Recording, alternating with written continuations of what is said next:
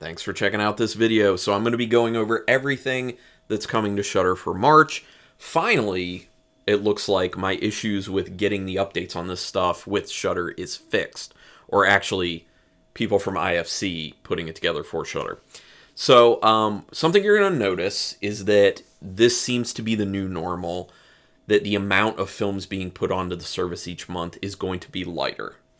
It looks like they're doing only three exclusive or originals each month instead of the 4 they had been doing before, which I actually think is a good idea for money saving. I think that's smart, especially because some of the other stuff that they were picking up when they were doing 4 a week was kind of like, I don't know why they were picking it up. It seems like they were just filling a slot with something. The other thing is it's less films in general.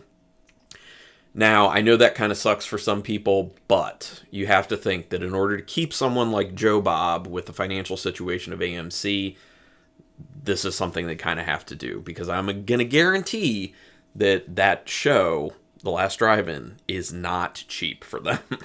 So anyway, let's get into this. Again, they're exclusive and originals. I will have no spoiler reviews for the week they're coming out. They're coming out on Thursdays. I put my reviews out on Mondays. So here we go. No spoilers. Spoonful of Sugar. My review's no spoilers. Spoonful of Sugar is the first one for the Shudder exclusives. Coming March 2nd. A disturbed babysitter experiences a sexual awakening while using LSD to alternatively treat a seemingly sick child from a family with dark secrets of their own. Sounds interesting. The next one is Leave, which is coming March 17th. An abandoned infant is found in a cemetery in the United States. The child is wrapped in a blanket with satanic symbols. A wolf's cross pendant hangs around her neck. 20 years later, Hunter is obsessed with finding out why she was abandoned and who her biological parents are. A genetic test, the blanket, and the wolf's cross lead her to Norway. Hunter is closing in on the terrifying truth, but visions of a dark figure warn her. Leave. Kind of in the middle on that one. Could go either way. And then the last one, that's their exclusive, The Unheard, which is coming March 31st. After undergoing an experimental procedure to restore her damaged hearing, 20-year-old Chloe Graydon begins to suffer from auditory hallucinations seemingly related to the mysterious disappearance of her mother. Also could go either way. All right, so let's go into what is coming to Shudder and the other films coming to Shudder. And I just pulled the synopses from IMDb because they're not providing those anymore for some reason. I don't know. So this one film is coming March 1st. Gretel and Hansel. A long time ago in a distant fairy tale countryside, a young girl leads her little brother into a dark wood in desperate search of food and work, only to stumble upon a nexus of terrifying evil. That's an Oz Perkins film. That is a really good film. If you haven't seen it, I highly recommend it. It's one of those films that people can easily point to say, see, you can get really good PG-13 horror films. It's very good. It's very effective. Oz Perkins is awesome. Also, if you haven't seen it, Black Coat's Daughter, which he did, is wonderful. Check it out. The next film, very near and dear to my heart, and I've talked about it a lot in the past year, is coming on March 9th. It is The Company of Wolves. And rest assured, I'll be doing a watch party for this one. A teenage girl in a country manor falls asleep while reading a magazine and has a disturbing dream involving wolves prowling the woods below her bedroom window. It is the best, in my opinion, adaptation of Little Red Riding Hood. It has so much to say, and it is beautiful.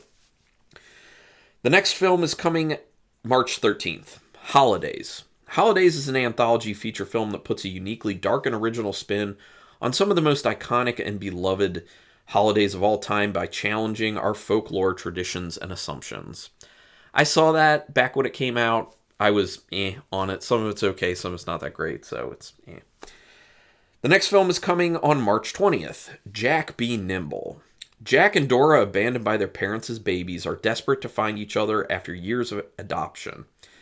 Jack's young life has been spent with a sadistic family. Dora, whose life has been somewhat better, has developed extrasensory powers which tell her that Jack's in danger and drives her to search for him. I don't know. Doesn't sound too great.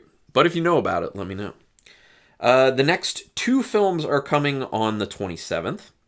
After Blue, a chimeric future on After Blue, a planet from another galaxy, a virgin planet where only women can survive in the midst of harmless flora and fauna. The story is of a punitive expedition. I don't know.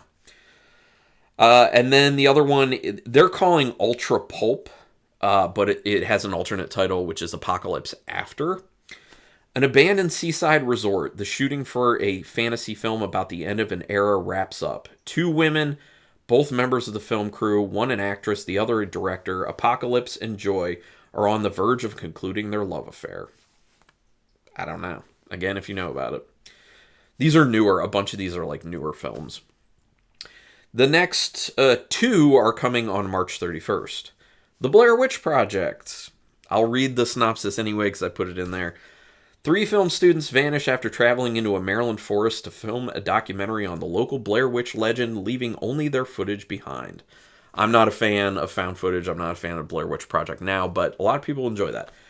What's the other film coming on the 31st? Can you guess it? Yes, Book of Shadows, Blair Witch 2.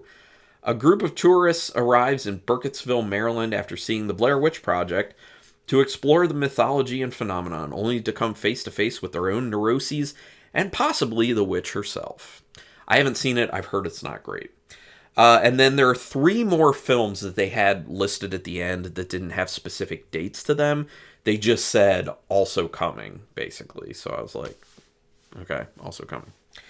All right, this one is one that I've actually been wanting to see. It's been on my list for a while. I don't know if anyone else out there has these lists that just keep growing and growing and growing. So in these instances where the film hits Shudder, I get into the mode of, I got to cross that off my list. I got to watch it. So maybe reviewing this one, we'll find out. It's The Manitou.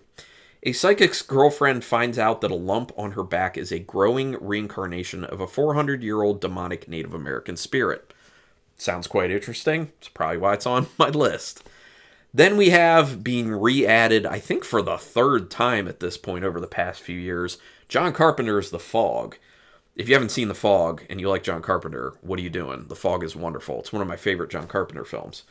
An unearthly fog rolls into a small coastal town exactly 100 years after a ship mysteriously sank in its waters. Love it. Great. And then the last one is one of the unholy trinity of folk horror, and it's a classic, and it's wonderful, and it has one of the best Christopher Lee performances in it, The Wicker Man from the 70s. A Puritan police sergeant arrives in a Scottish island village in search of a missing girl who the pagan locals claim never existed. Very good film, amazing. When you talk about awesome atmosphere, The Wicker Man is one of them. Also great acting, but wonderful film. So that's it. I mean, you see what I mean? Like, it seems kind of light here.